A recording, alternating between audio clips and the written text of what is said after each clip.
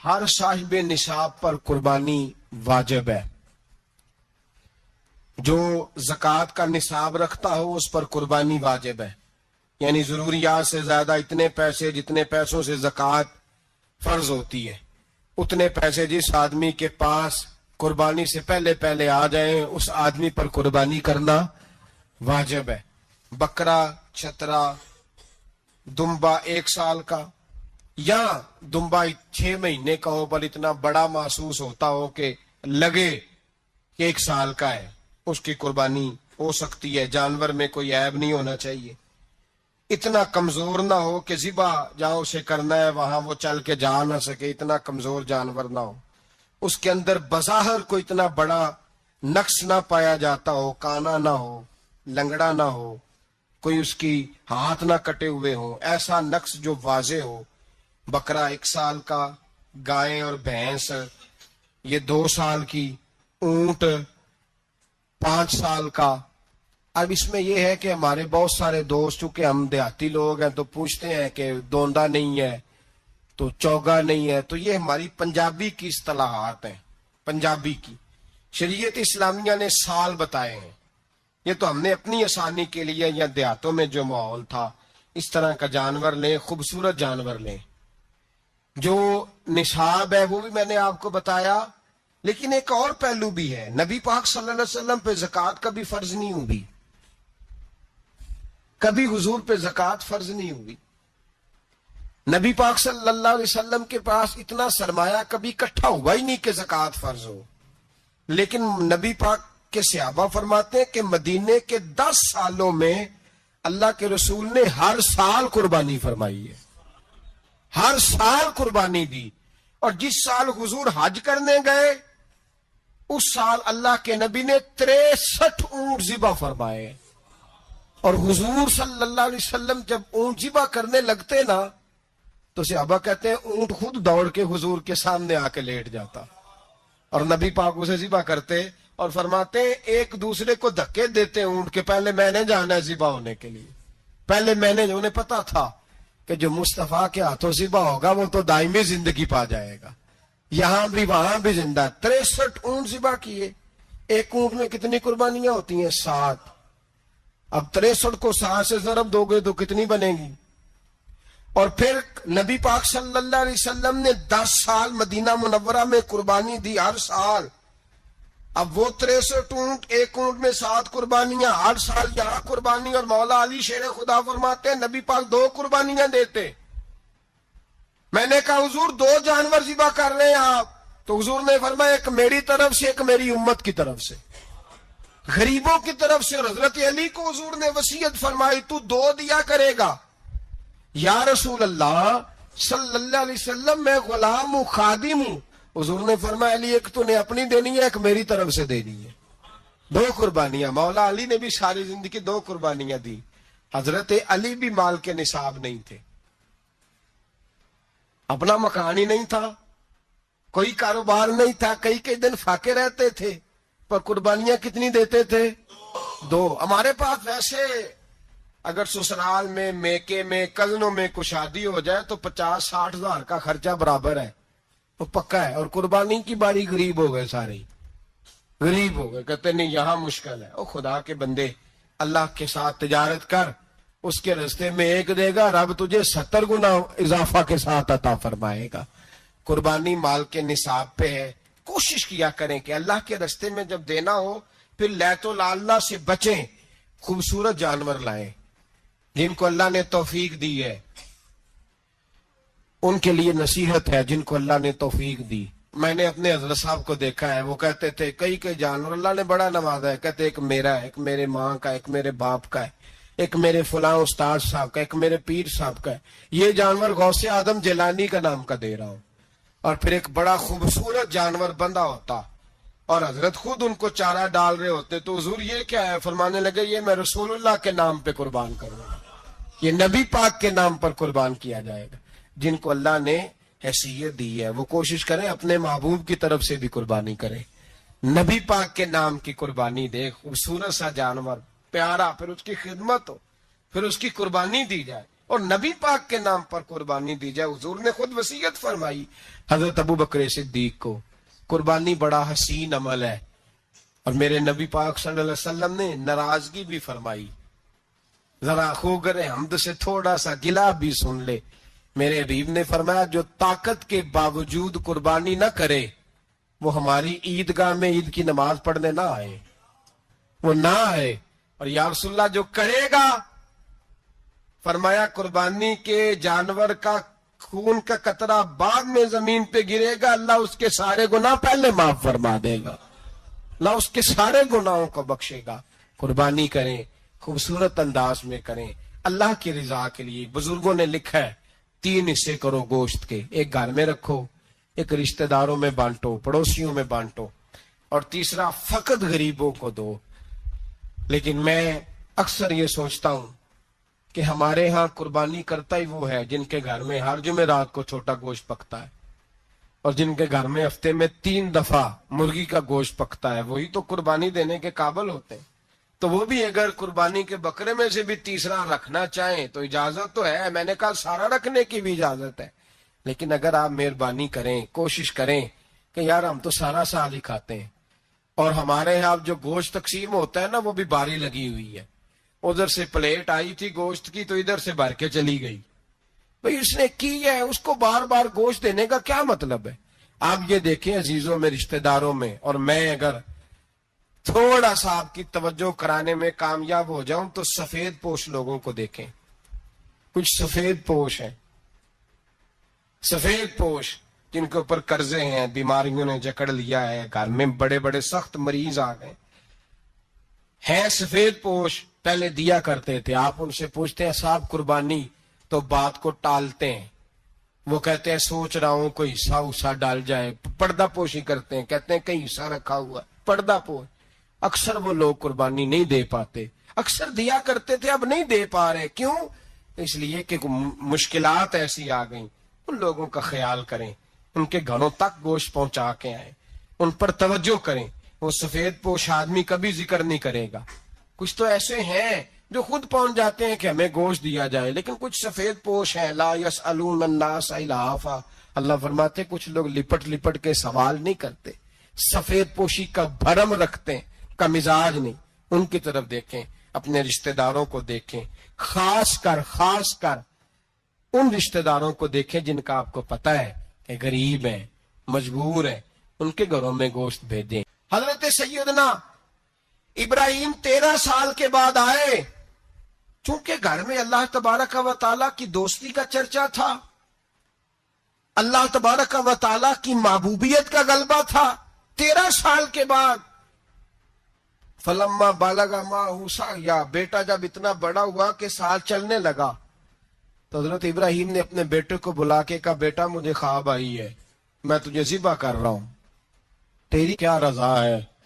تو حضرت اسماعیل کہنے لگے یا ابت افعل ما تؤمر. ابا جی اللہ جیسے حکم دیتا ہے میرے ساتھ ویسے ہی کریں، جیسے اللہ حکم دیتا ہے ویسے ہی بولیے، ویسے ہی کریں. حضرت حاجرہ کو کہا کہ ایک دوست نے دعوت کی ہے تو وہاں جا رہے ہیں. بی بی مطمئن ہے، تفصیلات کی ضرورت نہیں، ختم بات، اعتبار ہے، مطمئن ہو گئی. شیطان پیچھے سے آیا اماں کے پاس. ذرا تھوڑی دیر کے لیے تصور جمائیے، یہاں تو پڑوسن آ کے کوئی بات بتا دیتی ہے خاوند کے بارے میں تو کئی مہینے جھگڑا جاری رہتا ہے. پڑوسن محلے دار. شیطان نے آ کے بتایا لفظ کیا ہے؟ کہا حضرت تمہیں پتا ہے کہاں جا رہے ہیں؟ کہا دوست کی دعوت میں. تو کہنے لگے دوست کون ہے؟ رب کریم. اور ابراہیم کا خیال ہے کہ اس رب نے مجھے حکم دیا ہے کہ میں ذبح کروں. تو حضرت حاجرہ کہنے لگی کبھی باپ بھی بیٹا ذبح کرتے ہیں؟ شیطان کہنے لگا ان کا خیال ہے کہ ان کے رب نے حکم دیا ہے. تو جناب حاجرہ فرمانے لگی اگر رب نے حکم دیا تو پھر تو مجھے شیطان لگتا ہے، تو مجھے شیطان لگتا ہے. کا کیا مطلب؟ فرمانے لگی اگر رب کریم کا حکم ہے تو میرے پاس ایک اسماعیل ہے، اگر 1000 بھی ہوتے میں سارے اللہ کے راستے میں پیش کر دیتا، دے دیتی. مالک کا ہی تو ہے سارا کچھ، اسی کا ہے، اس میں لیت اللہ کی کیا گنجائش؟ حضرت سیدنا ابراہیم अलैहिस्सलाम ने बेटे के हलक पे छुरी रख भी दी और छुरी चला भी दी, रख भी दी और वो तो अल्लाह करीम ने फरमाया या इब्राहिम कद सदक़्ता रुया, इब्राहिम तूने ख्वाब सच्चा कर दिखाया, वो कयामत तक तेरा नाम रहेगा। हजरत इब्राहिम ने वतन भी दिया, जान भी दी, बेटा भी, अल्लाह करीम ने दुम्बे दिए, फरमाया ये फिदिया है। अब ये कुर्बानी कयामत तक हजरत इब्राहिम के तरीके के मुताबिक जारी है। हजरत इब्राहिम बहुत बड़े मेहमान नवाज थे, बहुत बड़े। आप जब मिस्र में कयाम था तो बड़े बड़े लंबे चौड़े लंगर पकते थे, लोग आया जाया करते थे, बड़ा तफसील के साथ खाना होता था। मेहमान नवाजी आपकी खास सिफ्त मुबारक है। हमारे यहां भी मेहमान नवाजी होती है अमीरों की, बल्कि अब तो मेहमान नवाजी इस तरह की है कि कल तेरी मेरे पास दावत है, परसों मेरी तेरे पास है। वही अमीरों में वो चक्कर रहता है, पार्टियां दोस्त एक दूसरे को डालते हैं, तेरी तरफ पार्टी तेरी तरफ, और इसी अंदाज में अब ये ईद आएगी ना, टिक्का पार्टियां होंगी जगह जगह, और लोग सवाल पूछने लगे अभी से, कहते हैं कुर्बानी का कितना गोश्त घर रखना जायज है, कुर्बानी का कितना गोश्त घर रखना जायज है? सारा ही जी। इसलिए फ्रीजर ले ले, फ्रिज से नहीं काम चलेगा, सारा ही जायज घर रखना, सारा ही जायज है, रख लें। और खुदा के बंदे, कुर्बानी वो बंदा देता है जो सारा साल ही गोश्त खाता है। सही कह रहा हूं? कुर्बानी साहिब निसाब, साहिब इस्तिताअत बंदा देता है ना, तो वो सारा साल ही गोश्त, तो सारा घर में रखना भी जायज है, लेकिन सारा दे देना भी। तो जो आ रही है उस पर क्यों तवज्जो करते हो, जो दूसरा जायज है उस पर क्यों नहीं अमल करते? सारा तकसीम कर दें, बात खत्म हुई। यकीन करें, मुहर्रम में जाके दोस्त टेलीफोन करके सवाल पूछते हैं, कहते हैं साहब सुना है कुर्बानी का गोश्त मुहर्रम में खाना जायज नहीं। मैं कह नहीं, रबीउल अव्वल च भी जायज है, रजब रमजान तक खाओ, कोई बंदा नहीं मना करता, इसलिए कि किसी को देना तो पसंद ही नहीं, या फिर उसमें से जो खास खास चीजें हैं वो अपनी फ्रिज में, और बाकी जो है वो दूसरों के लिए। ये क्या तरीका है हमारा? और इसी पे अमल है। अल्लाह तबारक व तआला हमें समझने की तौफीक अता फरमाए। हजरत इब्राहिम बहुत बड़े मेहमान नवाज थे, सिर्फ कुर्बानी नहीं देते थे, सारा साल बहुत सारा लंगर, बहुत सारा खाना पीना, बहुत सारी चीजें जारी रहती थी। और जितने गरीब लोग थे फलस्तीन के, उनको पता था कि हजरत इब्राहिम अलैहिस्सलाम का लंगर जारी है। फलस्तीन में जब आपका कयाम था, एक दफा ढेरों मेहमान आ गए और खाने को कोई चीज नहीं। हजरत सारा और जनाबे हाजरा दोनों उस वक्त मौजूद थी। वो कहने लगी इब्राहिम बहुत सारे मेहमान आ गए तो क्या करें? जनाबे सारा कहने लगी किस तरह करके इनकी मेहमान नवाजी करनी। और हालात ये है कि कहत पड़ा हुआ है फलस्तीन में, मिस्र में, दूर दराज इलाकों में।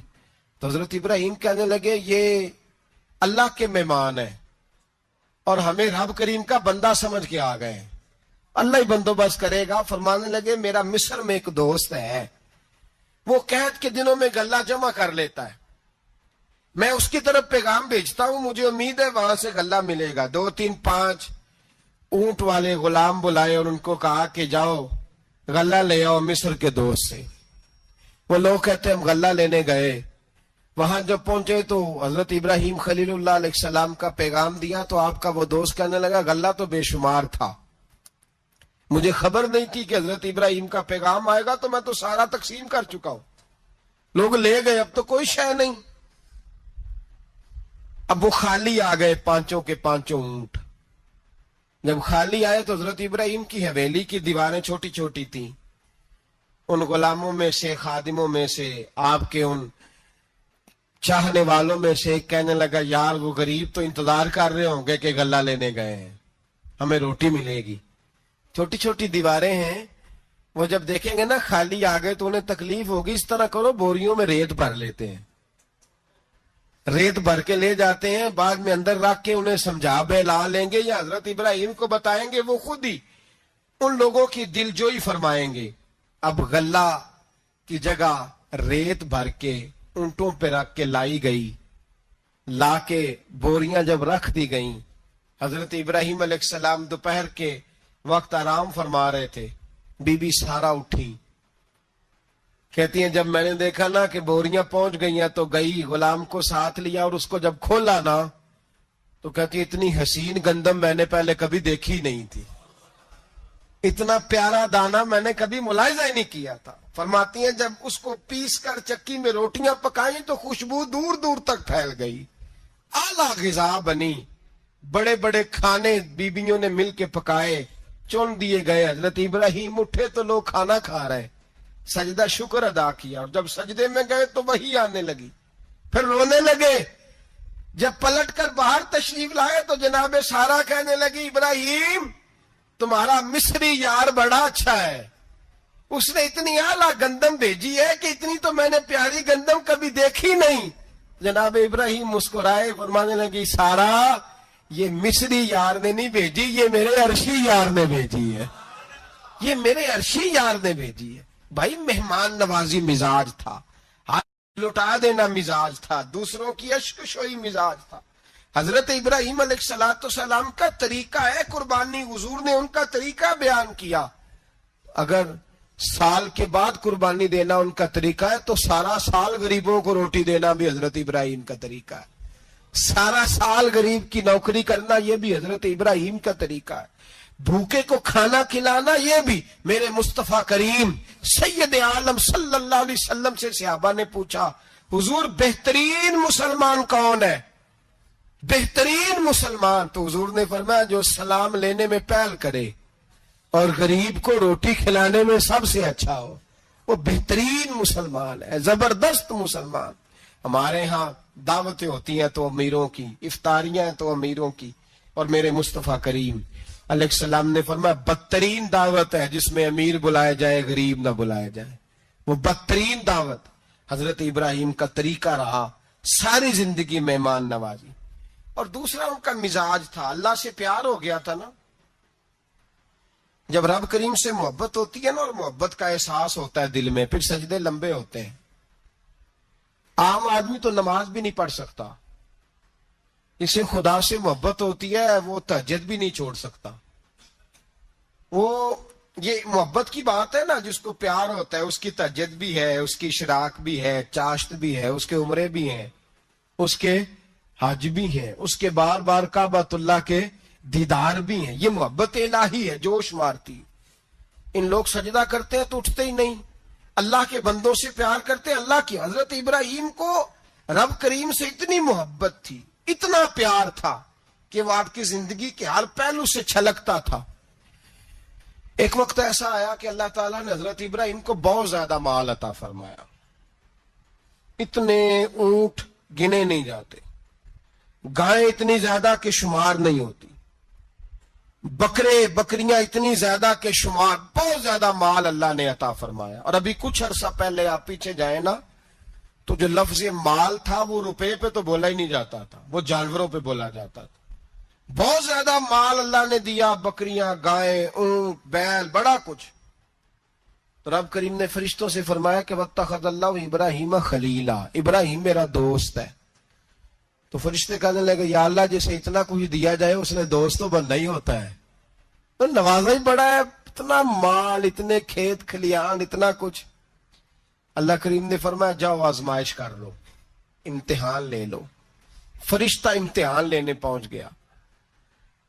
حضرت ابراہیم کے جانور چر رہے ہیں چراگاہ میں، حضرت ابراہیم بھی ہیں، غلام بھی ہیں، بہت بڑا ریوڑ ہے۔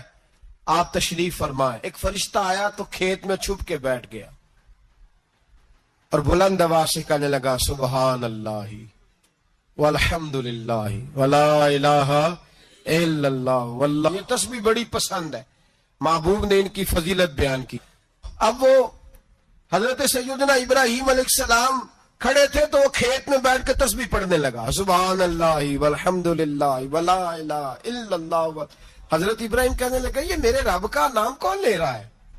بڑی اس کی میٹھی آواز ہے، بڑی، کون ہے؟ ڈھونڈنے لگے، گھومتے گھومتے اس کے پاس چلے گئے، فرشتہ انسانی شکل میں۔ تو میرے رب کا ذکر کر رہا تھا؟ اس نے کہا میں ہی کر رہا تھا۔ فرمانے لگے یار ایک دفعہ پھر نہیں کرتا؟ تو کہنے لگا ابراہیم پہلے تو میں اپنی مرضی سے کر رہا تھا، تو کہتا ہے تو پیسے لگیں گے۔ پیسے ہیں تو کر دیتا ہوں. حضرت ابراہیم کہنے لگے بول تو کیا لے گا, میرے اللہ کا ذکر سنانے کا کیا لے گا؟ کہنے لگا جتنی بکریاں آپ چلا رہے ہیں ساری دے دے تو میں اللہ کا ذکر سنا دیتا ہوں. آپ نے فرمایا بس جا تیری ساری ہوئی میرے رب کا ذکر سنا. اور پھر شروع ہو گیا سبحان اللہ الحمدللہ ولا الہ الا اللہ واللہ اکبر. حضرت ابراہیم علیہ السلام کیف میں, یار پھر ذرا سنا, نہ علمہ وچ پھسا سانو, تو یار دی گل سنا سانو, ذرا دوبارہ سنا. پھر سنایا, ایک دفعہ پھر کہا. فرشتہ کہنے لگا بس جی آپ کے پیسے پورے ہو گئے. حضرت ابراہیم کہنے لگے چل ایک دفعہ اور سنا. کہنے لگا پیسے لگیں گے, تو کیا لے گا؟ کہنے لگا گائے بھینسیں ساری میری. فرمایا بس یار اتنی قیمت, تو سنا صحیح, سارا کچھ ہی تیرا. پھر شروع ہو گیا سبحان اللہ والحمدللہ ولا الہ الا اللہ واللہ اکبر. گائیں دے دیں, بھینسیں دے دیں, وہ ذکر سناتا. حضرت ابراہیم کبھی مچلتے ہیں, کبھی روتے ہیں, کبھی آہیں بھرتے ہیں. تو میرے رب کا نام لے رہا ہے, ذرا پھر سے لے. کیف جاری ہے. کہنے لگا بس بھائی. حضرت ابراہیم فرمانے لگے تو اور لے لے جو لینا ہے, مجھے ذکر سنا. اس نے کہا ابراہیم بکریاں میں لے چکا, گائے بھینسیں میں لے چکا, اونٹ رہ گئے, سارے لے لوں گا پھر ذکر سناؤں گا. فرمایا جا تیرا ہوا تو ذکر سناتا رہے, میں دیتا ہوں. دے دیا, کچھ دیر ذکر کیا تو اب خاموش ہو گیا. حضرت ابراہیم خلیل اللہ علیہ السلام فرمانے لگے ذکر سنا. کہنے لگا ابراہیم اب تیرے پاس دینے کو کیا ہے, ہر چیز تو میں لے چکا. آپ فرمانے لگے یہ گائے بھینسیں بکریاں چلانے کے لیے تجھے کوئی نوکر ملازم بھی تو چاہیے نا. تو اس طرح کر مجھے رکھ لے, میں روٹی نہیں مانگوں گا, کھانا نہیں مانگوں گا, تو اللہ کا ذکر سناتا رہنا, میں تیرے جانوروں کی نوکری کرتا رہوں گا. حضرت ابراہیم علیہ السلام نے جب یہ کہا نا, فرشتے کی آنکھوں میں آنسو آ گئے. تردامنی پہ شیخ ہماری نہ جائیے, ہم دامن نہ چھوڑ دیں تو فرشتے وضو کریں. فرشتہ رو پڑا اور کہنے لگا ابراہیم مجھے سینے سے لگاؤ, آپ واقعی اس قابل ہے کہ اللہ آپ کو اپنا دوست بنائے, واقعی اس قابل ہے کہ رب آپ کو اپنا. حضرت ابراہیم علیہ السلام کا خدا سے محبت کرنے کا نرالا انداز. اور میرے بھائی یہی محبت انہیں میرے مصطفیٰ سے بھی تھی. ایک نبی گھر بنا رہا ہے, دوسرا بنوا رہا ہے. حضرت اسماعیل علیہ السلام پتھر اٹھا کے لا رہے ہیں, جناب ابراہیم بنا رہے ہیں. جب خانہ کعبہ بن گیا تو کہنے لگے ربنا وابعث فیہم رسولا, اے اللہ اب اسے بسانے کے لیے اپنا آخری رسول بھی عطا فرما. نبی پاک فرماتے میں دعا ہوں حضرت ابراہیم کی. یہ قربانی حضرت ابراہیم کا طریقہ ہے. حضور نے اگرچہ نبی پاک کی اپنی سنت تھی, یہ بھی کہہ سکتے جو سنتی و سنت ابیکم ابراہیم, میری سنت ہے اور تمہارے باپ ابراہیم کی سنت ہے, یہ نہیں فرمایا. جب صحابہ نے کہا قربانی کیا ہے, فرمایا سنت ابیکم ابراہیم, یہ تمہارے باپ ابراہیم کی سنت ہے.